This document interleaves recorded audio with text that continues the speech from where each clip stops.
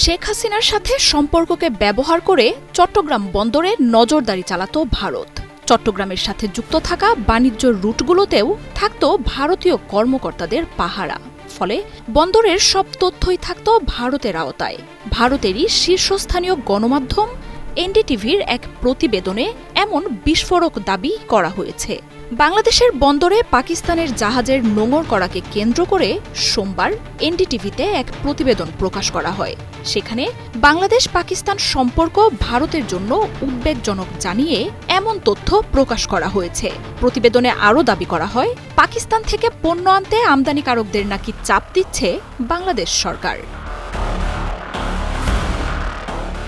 স্বাধীনতার পর প্রথমবারের মতো নভেম্বরের দ্বিতীয় সপ্তাহে পাকিস্তানের সাথে সরাসরি সমুদ্রপথে পণ্য আমদানি শুরু করে বাংলাদেশ।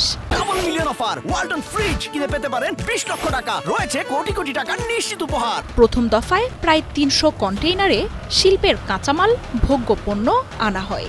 সে সময় বাংলাদেশে পাকিস্তানের জাহাজ আসাকে কেন্দ্র করে তুমুল হইচই শুরু হয় ভারত জুড়ে। এক মাসের ব্যবধানে শনিবার আবারও পাকিস্তান থেকে জাহাজ নোঙর করে চট্টগ্রাম বন্দরে। এবার সেই জাহাজে পাকিস্তান থেকে পণ্য নিয়ে এসেছে আরও ৮ শতাধিক কন্টেইনার। করাচি বন্দর থেকে আসা পানামার পতাকাবাহী এমভি ইউয়ান জিয়াং ফা জান জাহাজ গতবারের তুলনায় দ্বিগুণের বেশি পণ্য বহন করছে। Soda ash, dolomite, marble block, electronics পণ্যের পাশাপাশি গার্মেন্টস শিল্পের কাঁচামাল ও চিনির একটি বড় চালান এসেছে জাহাজটিতে। এসব তথ্য উল্লেখ করে ভারতীয় গণমাধ্যমগুলো বলছে, পাকিস্তান ও বাংলাদেশের সম্পর্ক জোরালো হচ্ছে। আর এমন ঘটনাকে ভারতের জন্য বিরাট উদ্বেগের বলে জানাচ্ছে এনডিটিভি। গণমাধ্যমটির প্রতিবেদনে বলা হয়, চট্টগ্রাম বন্দর বঙ্গোপসাগরের এক কৌশলগত গুরুত্বপূর্ণ স্থানে অবস্থান করছে।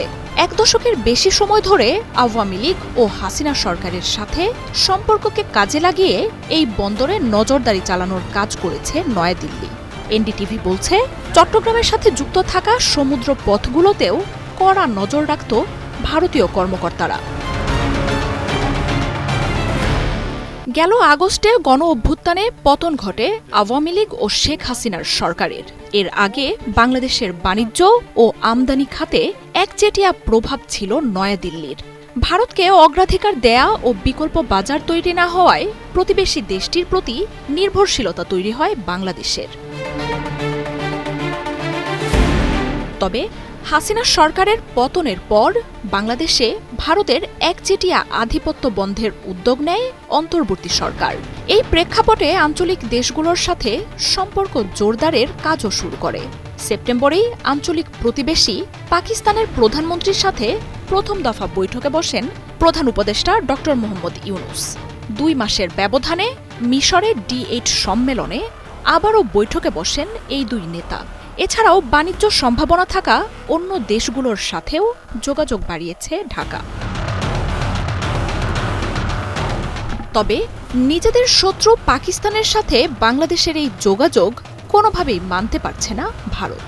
সংখ্যালঘু ইস্যুতে মিথ্যাচার ও অভ্যন্তরীণ ইস্যুতে হস্তক্ষেপকে কেন্দ্র করে কয়েক মাসে ঢাকা দিল্লির সম্পর্ক তলানিতে পৌঁছেছে। এদিকে ইকোনমিক টাইমস, এনডিটিভি সহ গণমাধ্যমগুলো দাবি করছে, পাকিস্তান থেকে পণ্য আমদানির জন্য নাকি বাংলাদেশি ব্যবসায়ীদের চাপ দিচ্ছে অন্তর্বর্তী সরকার। এমনকি চট্টগ্রাম ও মোংলা বন্দরে ভারতের প্রবেশাধিকার সংক্রান্ত বাংলাদেশ ভারত আমদানি চুক্তিগুলো পুনর্বিবেচনা করতেও নাকি সরকারে আলোচনা হচ্ছে। মার্জিয়া উপমা, ৭১।